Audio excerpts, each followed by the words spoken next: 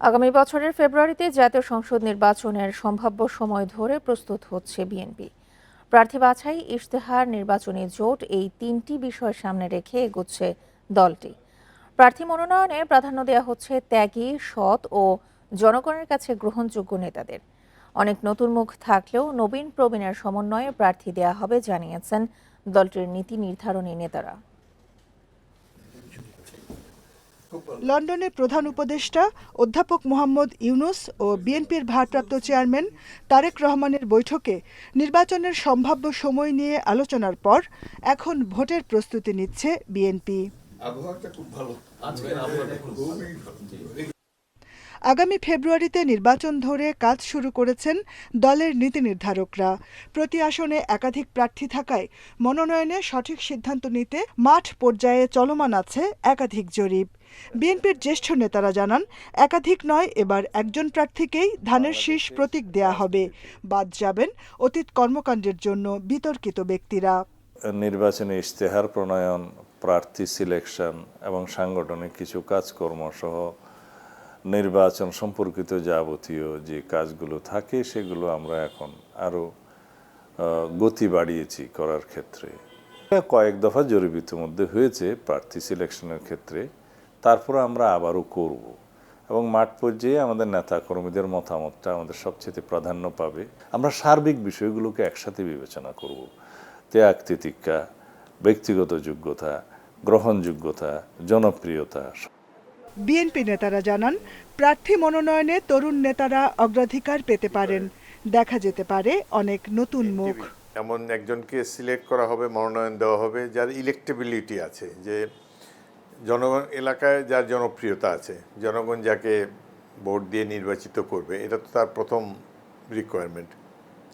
দ্বিতীয়ত, দলের যার ত্যাগ আছে, দীর্ঘদিন দলের প্রতি বিশ্বস্ত ছিল এবং দলে অনেক আন্দোলন সংগ্রামে ভূমিকা রেখেছে। আর এত কয়েক বছরের মধ্যে তো অনেক নতুন প্রার্থী এসেছে, তরুণরা এসেছে।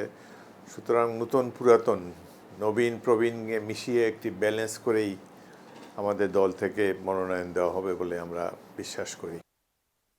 মনোনয়নের ক্ষেত্রে 2001, 2008 ও 2018 সালের নির্বাচনে অংশ নেয়া প্রার্থীদের বর্তমান অবস্থাও পর্যালোচনা করা হবে। Jahanara Parvin, independent news, Dhaka. ঐকমত্য কমিশনের সংলাপ বয়কট করেছে সিপিবি ও গণফোরাম। নেতাদের অভিযোগ, বেশি গুরুত্ব দেওয়া হচ্ছে জামায়াতে ইসলামকে। এদিকে রাষ্ট্র সংস্কারে কার্যকর ও নিরপেক্ষ নিয়োগ পদ্ধতি এনসিসি জরুরি বলে মনে করে এনসিপি ও জামায়াত। কিন্তু সাংবিধানিক কাউন্সিলের জবাবদিহি থাকে না বলে এটি গঠনে রাজি নয় বিএনপি।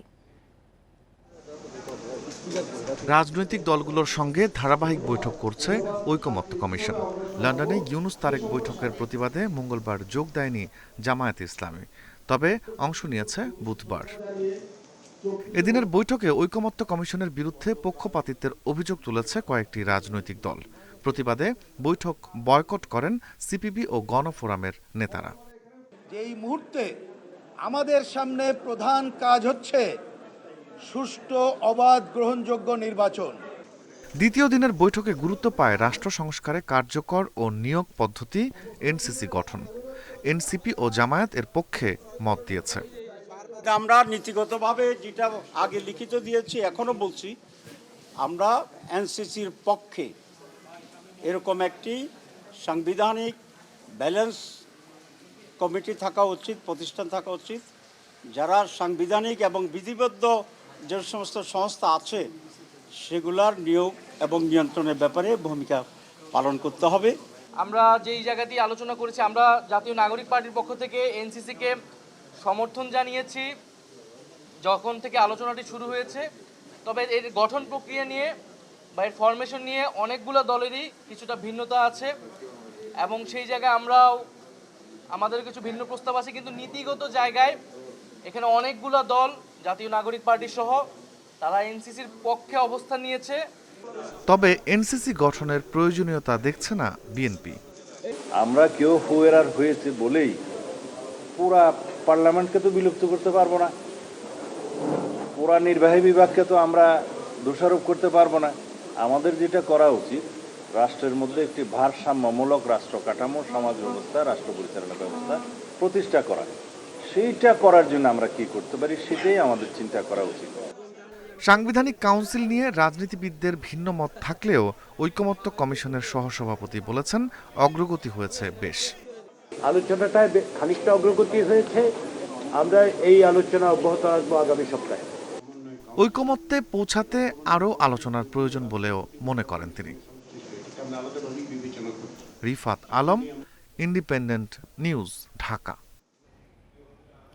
ডক্টর ইউনূস তারেক রহমানের বৈঠকে নির্বাচনের সময় ঠিক হওয়া অনেকেরই পছন্দ হয়নি, তাই নারাজ হয়ে মঙ্গলবার একটি দল ঐকমত্য কমিশনের বৈঠকে হাজির হয়নি, এমন মন্তব্য করেছেন বিএনপির মহাসচিব মির্জা ফখরুল ইসলাম আলমগীর।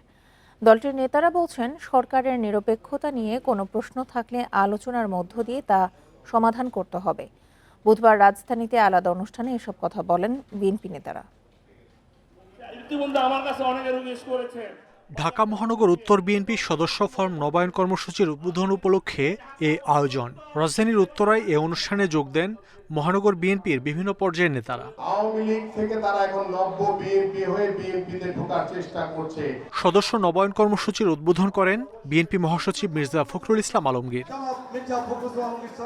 প্রধান অতিথির বক্তব্যে বিএনপি মহাসচিব বলেন, কোনো চাঁদাবাজ দখলদারের জায়গা বিএনপিতে হবে না। গণমানুষের দল হিসেবে বিএনপিকে সামনে এগিয়ে নিয়ে যেতে হবে। প্রমাণিত যে তারা খারাপ মানুষ, তো তাদেরকে আমরা দলে নেব না। কিন্তু যে রাজনীতি করে নাই, কখনো করে নাই, আওয়ামী লীগও করে নাই, কিন্তু ভালো মানুষ, যোগ্যতা আছে, এলাকায় তার গ্রহণযোগ্যতা আছে, এই সব মানুষের কথা আমাদেরকে ভেবে দেখতে হবে। এ সময় মির্জা ফখরুল বলেন, লন্ডনে ডক্টর ইউনূস তারেক রহমানের বৈঠকের মধ্য দিয়ে নির্বাচন নিয়ে সংকট কেটে গেছে, যা অনেকেরই পছন্দ হয়নি। এই দুই নেতা আমাদের একটা শান্তিপূর্ণভাবে নির্বাচনের সুযোগ করে দিয়েছেন। অনেকের পছন্দ হয় নাই, তারপর নির্বাচন হলেই তাদের বিপদ। এখন নির্বাচন নাই, এবং তাদের অনেক গুরুত্ব আছে। যে নির্বাচন হয়ে যাবে তত জনগণের যারা ভালোবাসার দল তারাই তো ক্ষমতায় আসবে, তাই না? তো তখন তাদের গুরুত্ব কতটুকু থাকবে কি থাকবে না তখন নির্ধারিত হবে। যে কারণে ওরা নারাজ হয়েছে এবং নারাজ হয়ে গতকালকে একটা বৈঠকে হাজির হয় নাই। এদিকে নরসিংদী জেলা বিএনপির নতুন কমিটির নেতাদের নিয়ে বিএনপির প্রতিষ্ঠাতা জিয়াউর রহমানের সমাধিতে শ্রদ্ধা জানাতে গিয়ে রুহুল কবির রিজভী বলেন, কয়েকটি দল চায় না দেশে নির্বাচন হোক। প্রধান উপদেষ্টার যে অঙ্গীকার, তিনি সুস্পষ্ট ভাষায় যে কথাগুলি বলে এসছেন, আমার মনে হয় সেটিরই প্রতিফলন ঘটবে, বাস্তবায়ন হবে। সরকার গঠন করলে বিএনপি সবার মতামতের ভিত্তিতে দেশ পরিচালিত করবে বলেও জানান দলটির নেতারা। মাহমুদ শরীফ, ইন্ডিপেন্ডেন্ট নিউজ, ঢাকা। নিয়মিত স্বাস্থ্য পরীক্ষা শেষে রাজধানীর এবারকেয়ার হাসপাতাল থেকে গুলশানের বাসভবন ফিরোজায় ফিরেছেন বিএনপি চেয়ারপারসন খালেদা জিয়া। বুধবার সন্ধ্যায় স্বাস্থ্য পরীক্ষার জন্য এবারকেয়ার হাসপাতালে যান বেগম খালেদা জিয়া। এই বিষয়ে খালেদা জিয়ার ব্যক্তিগত চিকিৎসক অধ্যাপক AZM জাহিদ হোসেন বলেন, মেডিকেল বোর্ডের পরামর্শে কিছু পরীক্ষার জন্য বিএনপি চেয়ারপারসনকে হাসপাতালে নেওয়া হয়, আর খালেদা জিয়ার বাসায় থেকে চিকিৎসা প্রদানে বোর্ড সিদ্ধান্ত নেয় ফিরোজায় ফিরেছেন তিনি। বলেন, বোর্ড আশা করেছে বাসায় চিকিৎসা সেবায় তার শারীরিক অবস্থার আরও উন্নতি হবে। এর আগে লন্ডনে 4 মাস চিকিৎসা শেষে গত 6 মে দেশে ফেরেন খালেদা জিয়া। ঢাকায় আসার পর তাকে অধ্যাপক শাহাবুদ্দিন তালুকদারের তত্ত্বাবধানে একটি মেডিকেল বোর্ড চিকিৎসা দিচ্ছে বলেও জানান অধ্যাপক AZM জাহিদ হোসেন। লন্ডনে যাওয়ার আগে সবশেষ গত বছরের 12 সেপ্টেম্বর এবারকেয়ার হাসপাতালে গিয়েছিলেন বিএনপি নেত্রী। বিদেশি চিকিৎসক প্রফেসর প্যাট্রিক কেনেডি এবং জেনিফার ক্রস এনাদের পরামর্শক্রমে কিছু পরিবর্তন আনা হয়েছে এবং সে অনুযায়ী চিকিৎসা হাসপাতালেই শুরু করে দেওয়া হয়েছে এবং এটি মেডিকেল বোর্ডের তত্ত্বাবধানে বাসায় ওনার সে চিকিৎসা চলবে। নারায়ণগঞ্জের সিদ্ধিরগঞ্জে বিহারি কলোনিতে যৌথ বাহিনীর অভিযানে সেনাবাহিনীর পোশাকের কাপড়, মাদক, দেশীয় অস্ত্রসহ 2 জনকে আটক করা হয়েছে। গতরাতে আদমজি EPZ সংলগ্ন বিহারি কলোনিতে এই অভিযান চালানো হয়। পুলিশ জানায় সিদ্ধিরগঞ্জের বিভিন্ন এলাকায় মাদক বিক্রির সংবাদের ভিত্তিতে বিহারি কলোনিতে অভিযান পরিচালনা করা হয়। রাত 8টায় শুরু হয়, প্রায় 3 ঘণ্টাব্যাপী চলে এই অভিযান। এ সময় 2 নারীর ঘর থেকে 17টি বিভিন্ন ধরনের দেশীয় অস্ত্র, 11টি মোবাইল, সেনাবাহিনীর পোশাকের কাপড়, 84 প্যাকেট গাঁজা উদ্ধার করা হয়।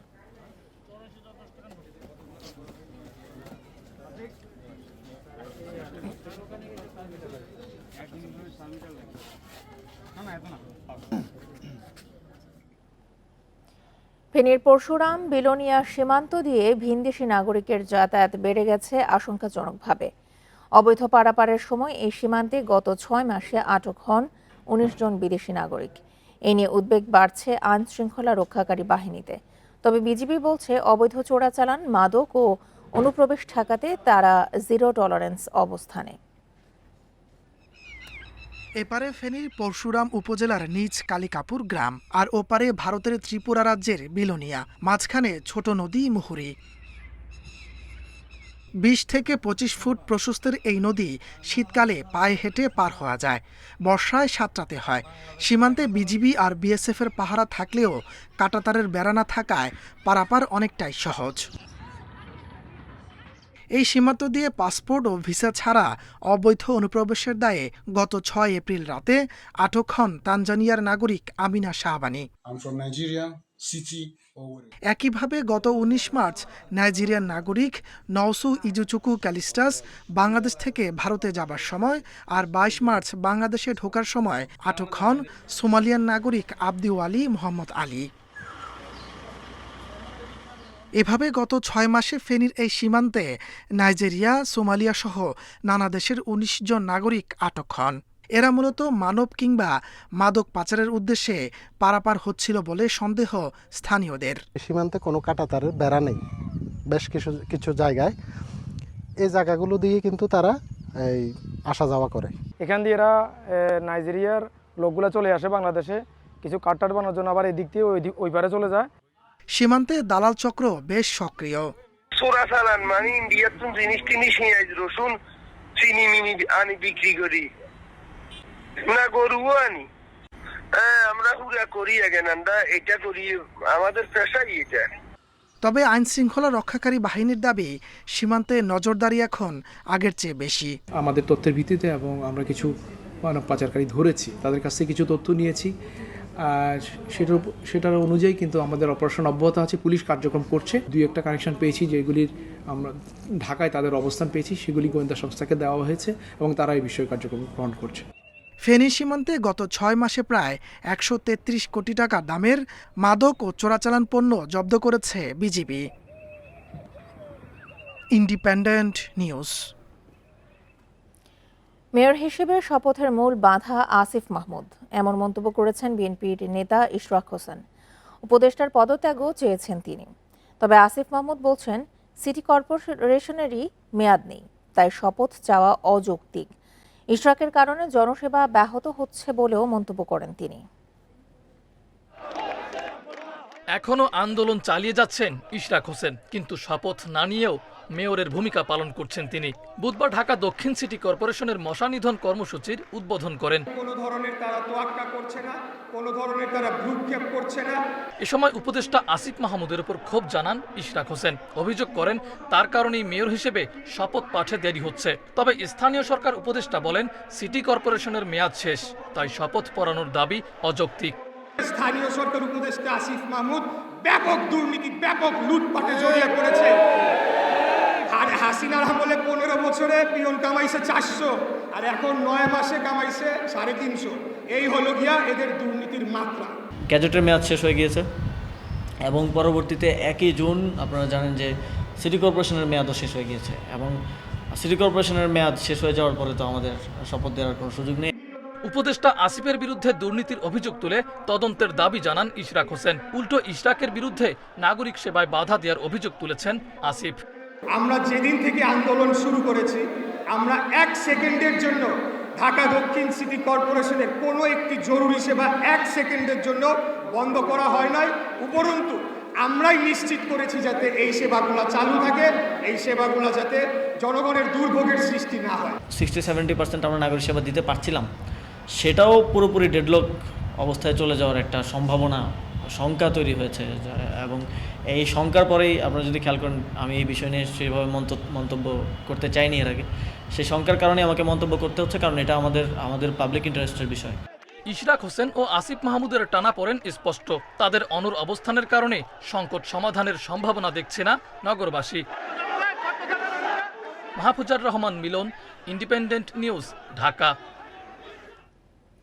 প্রস্তাবিত বাজেটে নির্মাণ খাতের ওপর করের চাপ বেড়েছে। নির্মাণ সংস্থার সেবায় ভ্যাটের হার 2.5% বাড়ানো হয়েছে।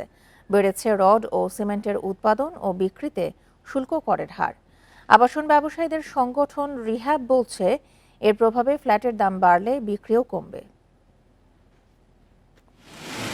আগামী অর্থবছরের জন্য প্রস্তাবিত বাজেটে নির্মাণ কোম্পানির সেবার উপর ভ্যাট 7.5% থেকে বাড়িয়ে 10% করা হয়েছে।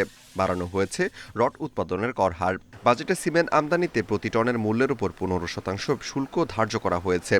আর সিমেন্টের শিট উৎপাদনে কর হার 3 গুণ বাড়িয়ে 15% করা হয়েছে। ব্যবসায়ীরা বলছেন, এরই মধ্যে প্রায় 30-50% কমে গেছে রড ও সিমেন্টের বিক্রি। নতুন শুল্ক হার কার্যকর হলে তা আবাসন খাতে নেতিবাচক প্রভাব ফেলবে বলে আশঙ্কা তাদের। আবাসন ক্ষেত্রে পড়বে কিনা, হ্যাঁ, এটা 100% পড়ার সম্ভাবনা আছে। কারণ যারা বিল্ডিং করে তারা চেষ্টা করে যে সর্বোচ্চ যতটুকু সেভ করে ভালোভাবে বিল্ডিং করা যায়। এটা বাড়ার সম্ভাবনা তো অবশ্যই আছে। সেক্ষেত্রে দেখা যায় আমাদের বিক্রিটাও কমে যাবে। বিক্রিটা কমে গেলে তো ব্যবসার জন্য আমাদের একটা ক্ষতিগ্রস্ত। প্রায় 20% মতো যে রিকোয়ারমেন্টটা কমে গেছে। এই রিকোয়ারমেন্টটা কমার পিছনে মেইন যেটা কারণ হলো যে এখন অনেক মেগা প্রজেক্টগুলো প্রায় শেষ প্রান্তে এবং অনেক নতুন মেগা প্রজেক্ট এখন আসছেও না। আবাসন ব্যবসায়ীদের সংগঠন রিহ্যাব বলছে, এসব পণ্যের দাম বেড়ে গেলে আগামীতে ফ্ল্যাটের দামও বাড়বে, ক্ষতিগ্রস্ত হবে এ খাতের ব্যবসা।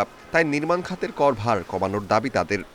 রড বা স্টিল জিনিস যেগুলো আছে সেগুলা, তো এগুলা কিন্তু আমাদের কিন্তু মেন আমাদের একটা বিল্ডিং করতে গেলে লাগে আর কি। এই জিনিসগুলোর দাম বেড়ে গেলে অটোমেটিকলি আমাদের ফ্ল্যাটের দামও কিন্তু বেড়ে যাবে। মাননীয় অর্থ উপদেষ্টার সাথে বসছি, কারণ বাজেট তো এটা তো বাজেট এখনো হয় না, 22 তারিখে এটা কনফার্ম হবে। রিহ্যাব বলছে, প্রস্তাবিত বাজেট কার্যকর হলে স্টিলের তৈরি সহযোগী শিল্পের পণ্যের দামও বাড়বে। এতে সংকটে পড়বে দেশের আবাসন খাত। Amirul Islam, independent news, Dhaka. 45তম বিসিএস-এর লিখিত পরীক্ষায় উত্তীর্ণ হয়েছেন 6,558 জন। বুধবার রাতে সংবাদ বিজ্ঞপ্তির মাধ্যমে এই পরীক্ষার ফল প্রকাশের তথ্য দেয় বাংলাদেশ সরকারি কর্ম কমিশন। বিজ্ঞপ্তিতে বলা হয়, 45তম বিসিএস-এর লিখিত পরীক্ষা 2024 সালের 23 থেকে 31 জানুয়ারি দেশের 8টি বিভাগীয় শহরে অনুষ্ঠিত হয়। এই পরীক্ষায় মোট 6,558 জন প্রার্থী কমিশনের অনুমোদন ক্রমে সাময়িকভাবে উত্তীর্ণ হয়েছে। পিএসসি বলেছে, প্রকাশিত বিজ্ঞপ্তিতে যুক্তিসঙ্গত কারণে কোনো সংশোধনের প্রয়োজন হলে কমিশন তা সংশোধন করতে পারবে। আর পরীক্ষার পূর্ণাঙ্গ ফলাফল ও অন্যান্য তথ্য পিএসসির ওয়েবসাইটে পাওয়া যাবে বলে সংবাদ বিজ্ঞপ্তিতে জানানো হয়।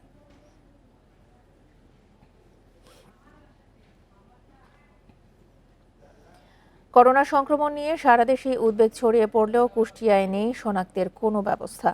জেলার একমাত্র করোনা পরীক্ষার পিসিআর ল্যাব বন্ধ থাকায় বিপাকে স্থানীয়রা। চুরি হয়ে গেছে যন্ত্রাংশ। হাসপাতাল কর্তৃপক্ষ বলছে, কিট সহ প্রয়োজনীয় সরঞ্জাম হাতে পেলে আবারও চালু হবে করোনা শনাক্তের কার্যক্রম। 2020 সালে কুষ্টিয়া সদর হাসপাতাল প্রাঙ্গণে একতলা ছোট ভবনে বসানো হয় পিসিআর ল্যাব। আশপাশের কয়েক জেলা থেকেও লোকজন আসতেন করোনা শনাক্তের জন্য। পরে সংক্রমণ কমে আসায় বন্ধ হয়ে যায় ল্যাবটি। রক্ষণাবেক্ষণ না থাকায় জেলার একমাত্র পিসিআর ল্যাবটি এখন জরাজীর্ণ। চুরি হয়ে গেছে দুটি পিসিআর মেশিনের একটি। এয়ার কন্ডিশনার ও কম্পিউটার সহ গুরুত্বপূর্ণ যন্ত্রাংশ খোয়া গেছে। সম্প্রতি নতুন করে করোনা সংক্রমণ ছড়ানোর পর জানাজানি হয় চুরির তথ্য। টেস্ট করতে না পারায় বিপাকে স্থানীয়রা। সব ধরনের তাদের লোকবল আছে, প্রশাসন আছে, কতটা তারা অযোগ্য এবং কতটা অবহেলা করলে জিনিসগুলো হারিয়ে যেতে পারে। সব টেস্টই আমার হয়ে গেছে, হয়ে যাওয়ার পরে করোনার টেস্টটা করতে পারিনি, মেশিন বলে হারা গেছে। সামনে করোনা আসছে, সেটার জন্য আমরা সবাই প্রস্তুত হওয়ার জন্য চিন্তা করছি, কিন্তু আমরা শুনছি যে এই পিসিআর ল্যাবে কিছুই নেই, সমস্ত যন্ত্রপাতি এখান থেকে চুরি হয়ে গেছে বা কোনো কোনো কিছুই এখানে আর কি নাই। চুরির ঘটনার পর ল্যাবের যন্ত্রাংশ সরিয়ে নেওয়া হয়েছে কুষ্টিয়া মেডিকেল কলেজ হাসপাতালে। কিট সহ প্রয়োজনীয় সরঞ্জাম এলে সেখানে চালু হবে করোনা পরীক্ষা। পিসিআর মেশিন ওই ল্যাবে 2টা ছিল, তারপরেও আবার 2টা মেশিন নতুন এসেছিল, সেটা আমাদের এই ক্যাম্পাসে মানে এই ভবনে আছে। যদি সরকারি নির্দেশনা আসে পরীক্ষা করার জন্য, তো আমাদের পরীক্ষা করার জন্য আমরা সক্ষম। তবে মানে আছে, মেশিনপত্র আছে, কিন্তু জনবল নেই। 2020 সালের 8 মার্চ থেকে পরের কয়েক বছর জেলায় করোনা আক্রান্ত হয়ে মৃত্যু হয়েছে 855 জনের। Independent news. করোনার সংক্রমণ বাড়লেও কোথাও নেই জনসচেতনতা, উদাসীন প্রশাসন, করোনা বিধি নিষেধ মানতে অনীহা মানুষের। এই বিষয়ে আরও জানাতে কক্সবাজার ও কুমিল্লা থেকে যোগ দিচ্ছেন আমাদের সহকর্মীরা। শুরুতেই যাচ্ছে কক্সবাজারে, জানাবেন আমাদের সহকর্মী তৌফিকুল ইসলাম। তৌফিকুল, কক্সবাজারের যে হাসপাতালগুলো আছে সেগুলোতে কি পিসিআর ল্যাব বা করোনা পরীক্ষার কিট রয়েছে কিনা, কি অবস্থা সবশেষ হাসপাতালগুলোতে? আসলে এই বিষয়ে আমি কথা বলেছি কক্সবাজারের সিভিল সার্জনের সাথে। তিনি আমাকে জানিয়েছেন যেহেতু কক্সবাজারের একটি বিশেষ জনগোষ্ঠী রয়েছে, রোহিঙ্গা জনগোষ্ঠী, তাদেরকে নিয়মিত এই করোনা টেস্ট করাতে হচ্ছে। সেই কারণে মূলত কক্সবাজারের যে পিসিআর ল্যাব রয়েছে সেখানে নিয়মিত সেই টেস্ট করা হয়ে থাকে। এ পর্যন্ত কক্সবাজারে 9 জন করোনা 12 জনের শরীরে করোনা শনাক্ত হয়েছে, তার মধ্যে 9 জন রোহিঙ্গা জনগোষ্ঠী, এবং তারা যেহেতু ভ্যাকসিনের আওতায় এসেছিল এবং তাদেরকে বর্তমানে কক্সবাজার হাসপাতালে নয়, বাড়িতে বসেই তাদের চিকিৎসা সেবা দিতে হচ্ছে। তো এখন যদি বলতে হয় তাহলে করোনার যে সচেতনতার কথা, সচেতনতার মধ্যে অনেকে অনেক কিছু মানছে না। যদিও আমি লাইভের কারণে মাস্কটুকু আমি খুলে রেখেছি, কিন্তু স্বাভাবিকভাবে আমরা দেখেছি এখানকার বিভিন্ন জায়গায় যে সচেতনতা মাস্ক পরা সেটি কিন্তু হচ্ছে না। তবে জেলা প্রশাসক আমাকে জানিয়েছেন যেহেতু পর্যটন নগরী কক্সবাজারে, এই এলাকায় দেশের বিভিন্ন প্রান্ত থেকে মানুষ আসে এবং সেই কারণে এখানে সবচেয়ে বেশি ঝুঁকি রয়েছে। তো ঝুঁকি এড়াতে আসলে মানুষের যে সচেতন সেটির কোনো বিকল্প নেই তিনি বলছেন। এবং পাশাপাশি এখানকার যারা সদর হাসপাতাল থেকে শুরু করে যারা সচেতন, তাদেরকে যে করোনার যে মহামারী যদি এটা ভয়াবহ আকার ধারণ করে তার আগেই নিজ থেকে সচেতন হওয়ার তিনি পরামর্শ দিয়েছেন। তৌফিকুল, আপনি আমাদের সঙ্গে থাকুন। এবার আমরা যাচ্ছি কুমিল্লাতে, সেখানে আছেন আমাদের সহকর্মী তানভীর খন্দকার। তানভীর, আমরা কক্সবাজারের তথ্য শুনছিলাম, আপনার কাছে একটু জানতে চাই কুমিল্লা সদর হাসপাতালের কি অবস্থা, এছাড়া অন্যান্য যে সকল হাসপাতাল রয়েছে সেখানে কি করোনা পরীক্ষার কিট রয়েছে? আর যেহেতু এখন করোনার ভ্যারিয়েন্টেও পরিবর্তন এসেছে, আবার লক্ষণেও আমরা অনেকটাই পরিবর্তন দেখতে পেয়েছি, সেক্ষেত্রে কি ধরনের সচেতনতার কথা বলা হচ্ছে? কুমিল্লাতে করোনা পরীক্ষার যে ব্যবস্থা সরকারিভাবে সেটা কিন্তু এখনো শুরু হয়নি। আমরা কিছুক্ষণ আগে জেলা সিভিল সার্জনের সাথে কথা বলেছি, তিনি বলেছে যে সরকারিভাবে কোভিড পরীক্ষার জন্য কিট এসে পৌঁছেছে, কিন্তু আগামী রবিবার থেকে কুমিল্লা জেনারেল হাসপাতাল অর্থাৎ সদর হাসপাতাল সেখানে সরকারিভাবে পরীক্ষাটি শুরু হবে এবং কুমিল্লা মেডিকেল কলেজ হাসপাতালেও সে কথাও তিনি একই কথা জানিয়েছেন। তবে বিভিন্ন বেসরকারি হাসপাতালে পরীক্ষা করিয়ে কিন্তু অনেকে করোনা আক্রান্ত হচ্ছে। আর একটি বিষয় হচ্ছে যে কুমিল্লা একটি জনবহুল এলাকায়, এখানে কোভিডের শুরু থেকেই দেখা যায় যে সংক্রমণের এইবারও কিন্তু তার ব্যতিক্রম কিছু হয়নি। এইবারও আমরা দেখছি যে এই পর্যন্ত প্রায় 7 জনের মতো আক্রান্ত হয়েছে, যেটি সরকারি হিসাবে। তারা বিভিন্ন বেসরকারি হাসপাতালে পরীক্ষা করিয়ে আসলে আক্রান্ত হয়েছেন। তাদের মধ্যে 2 জন কিন্তু 2টি উপজেলার, বুড়িচং এবং 14 গ্রামের, এবং বাকি যে 5 জন আছে তারা শহরের বিভিন্ন এলাকার। অর্থাৎ যদি এই পরিসংখ্যানটুকু দেখা যায় তাহলে দেখা যাবে যে 7 জনের মধ্যে 7টি কেস বিভিন্ন এলাকাগুলোর, অর্থাৎ এই এলাকাগুলোতে কোভিডের যে সংক্রমণ সেটি কিন্তু ছড়িয়েছে।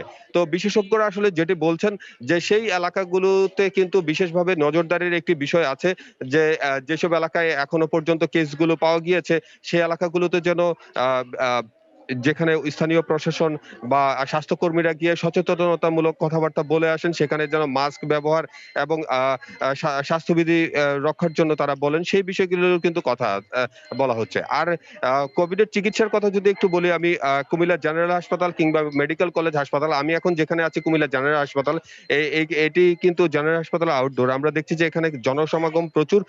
এখানে কিন্তু যে স্বাস্থ্যবিধি মানার কথা বলা হয়েছিল সেটি অনেকটাই উপেক্ষা করা হচ্ছে। এখানে মানুষ মানুষজন আসলে ভিড় করে চিকিৎসার জন্য টিকিট কিনছেন, কিন্তু সেখানে আসলে যে 3 ফুট দূরত্বের কথা বলা হয়েছে সেটি মানা হয়নি এবং যারা এখানে আসছেন বিশেষ করে বয়স্ক এবং শিশুরা তারা কিন্তু সেখানে মাস্ক পরেননি বলে আমরা দেখতে পাচ্ছি। আসলে এই বিষয়গুলোই মূলত স্বাস্থ্য বিভাগ থেকে বলা হচ্ছে যে দূরত্ব, নিরাপদ দূরত্ব বজায় রাখা, মাস্ক ব্যবহার করা, কিন্তু সেই বিষয়গুলো কিন্তু হাসপাতালেই মানা হচ্ছে না। তো সেক্ষেত্রে দেখা যাবে এখানে যদি কেউ করোনা আক্রান্ত হয়ে থাকে তাহলে তার কাছ থেকে কিন্তু অন্যান্যদের মাঝেও কিন্তু ছড়িয়ে যাবে।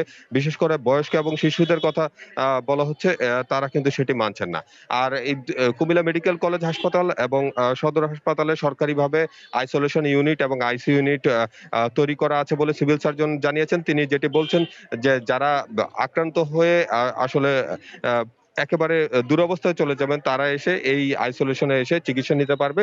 সেজন্য তারা সরাসরি চিকিৎসকের পরামর্শ নিয়ে হাসপাতালে আসতে পারে।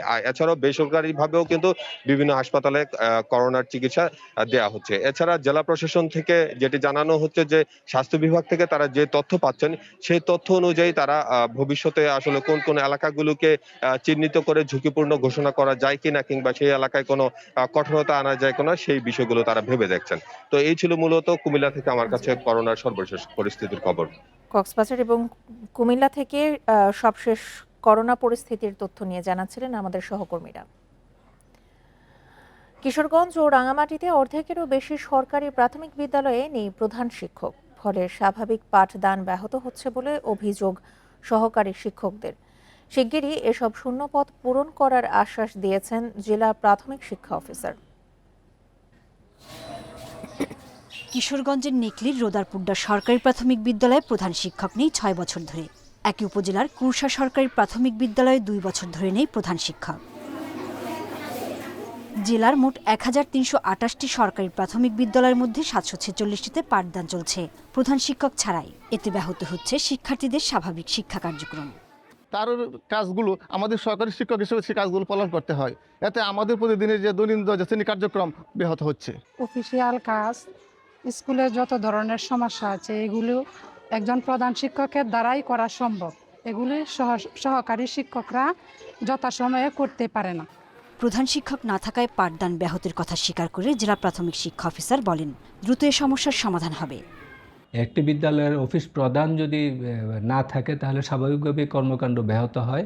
আমরা এটা ফেস করছি, তবে আমরা নিয়মিত কর্তৃপক্ষের সাথে যোগাযোগ করছি। কর্তৃপক্ষ আমাদেরকে আশ্বস্ত করেছেন যে আমরা আগামী 6 মাসের মধ্যে হয়তো আমরা এই পদগুলো শূন্য পদগুলো পূরণ করা যেতে পারে। রাঙামাটিতে 373টি প্রাথমিক বিদ্যালয় নেই প্রধান শিক্ষক। আইনি জটিলতায় 4 বছরের বেশি সময় নিয়োগ বন্ধ থাকায় প্রধান ও সহকারী শিক্ষকের শূন্যপদ 1000-এর বেশি। এতে শিক্ষা থেকে বঞ্চিত হচ্ছে পাহাড়ি শিশুরা। মহামান্য হাইকোর্টে একটি রিট পিটিশন আছে, তো রিট পিটিশনের কারণে সেখানে মামলাটা থাকাতে এখানে নিয়োগ কার্যক্রমটা সম্পূর্ণ করা যাচ্ছে না। বর্তমানে আমাদের সহকারী শিক্ষকের 602টি পদ খালি এবং প্রধান শিক্ষকের 373টি পদ খালি। রাঙামাটিতে মোট 707টি প্রাথমিক বিদ্যালয়ে শিক্ষার্থীর সংখ্যা প্রায় 50,000। প্রধান শিক্ষক ও সহকারী শিক্ষকের পদ খালি 602টি স্কুলে। Independent news. পদ্মার গভীরতা কমে যাওয়ায় আবাসস্থল সংকটে এরই মধ্যে বিলুপ্ত হয়ে গেছে 3 প্রজাতির মাছ। আর বিলুপ্তির পথে বেশ কিছু দেশীয় মাছ ও জলজ প্রাণী। কিছু জায়গায় গভীর পানি থাকলেও সেখানে নির্বিচারে চলছে মাছ শিকার। এদিকে অতিরিক্ত খরা ও অবৈধ দখলের কারণে নাটোরে খাল, বিল ও নদী নালা থেকে হারিয়ে যাচ্ছে দেশীয় প্রজাতির মাছ। পদ্মা নদী ছাড়াও রাজবাড়ির উপর দিয়ে বয়ে গেছে গড়াই, চন্দনা, কুমার ছাড়াও অসংখ্য খালবিল। এসব নদী খালবিলে পাওয়া যেত শিং, মাগুর, পাবদা, পুঁটি, শোল, বোয়াল সহ নানা প্রজাতির দেশীয় মাছ। এরই মধ্যে বিলুপ্ত হয়ে গেছে 3 প্রজাতির মাছ। বিলুপ্তির পথে আরও 5 প্রজাতি। নাব্যতা সংকটে পদ্মা নদীর গভীরতা কমে যাওয়ায় আবাসস্থল সংকটে দেশীয় মাছ ও জলজ প্রাণী। কিছু জায়গায় নির্বিচারে চলছে মাছ শিকার। ধরা পড়ছে বিশাল আকারের বাঘাইর আইসসহ বিভিন্ন প্রজাতির মা মাছ। বড় মাছটা চাই গভীর পানি, ইলিশ মাছটা চাই স্রোত, কিন্তু আগের মতন সেই স্রোত আর নাই নদীতে। মাছের বাসা হলো পানি, পানি যদি না থাকে, গভীরতা যদি না থাকে তাহলে তো মাছ থাকতে পারবে না। দেশি মাছ রক্ষায় নদীগুলোতে মাছের অভয়ারণ্য করার পরিকল্পনা রয়েছে বলে জানিয়েছেন জেলা মৎস্য কর্মকর্তা। আমাদের যে উপজেলাগুলো আছে তাদেরকে আমরা এই নির্দেশ দিয়েছি যেখানে আমাদের এই সংরক্ষণের সুযোগ রয়েছে উপজেলা প্রশাসনের সাথে কথা বলে আমরা যাতে সেই সমস্ত এলাকাগুলোকে সংরক্ষণ করতে পারি। এদিকে চলনবিল খ্যাত নাটোরে অবৈধ দখলের কারণে হারিয়ে যাচ্ছে দেশীয় প্রজাতির মাছ। প্রাকৃতিক মাছ কমে যাওয়ায় বেশি দামে পুকুরের মাছ কিনছেন ক্রেতারা। এখন সব হাইব্রিড মাছ আর প্রচুর দাম, এত দাম দিয়ে মাছ কিনা খুব মুশকিল হয়ে গেছে। বিল নদী সব দখল হয়ে যাচ্ছে, দেশি মাছ হারাই যাচ্ছে, পাওয়াই যাচ্ছে না। ভরাট নদীগুলো খননের একটি প্রকল্প মন্ত্রণালয় পাঠিয়েছে পানি উন্নয়ন বোর্ড। আর অতি আহরণজনিত কারণে মাছের প্রজাতি বিলুপ্ত হওয়ার পথে বলছে মৎস্য বিভাগ। বরাল, নারদ এবং মুসাকা নদী খনন প্রকল্পের ডিবিটি বর্তমানে মিনিস্ট্রিতে পাঠানো হয়েছে। এটা পাশ হইলে আমরা এই 3টে নদী খনন করব। তো অতি আহরণজনিত কারণে আমাদের প্রজাতিগুলো বিলুপ্তির একটা আশঙ্কা থাকে। 5 থেকে 7 ফুট পানি ধরে রেখে তারপরে যদি সেচ কাজ করা হয় তাহলে মাছও বাঁচবে, আমাদের কৃষিকাজও হবে, সেক্ষেত্রে আমাদের প্রজাতিগুলো ধরে রাখা সম্ভব হবে। বরাল, নারদ নদ সহ নাটোরের নদী ও বিলগুলো দ্রুত দখলমুক্ত খননের দাবি স্থানীয়দের। সোহেলি জাহান, ইন্ডিপেন্ডেন্ট নিউজ। এ ছিল এখনকার মতো বিরতি। ইন্ডিপেন্ডেন্ট সংবাদে আমন্ত্রণ পরের আয়োজনে।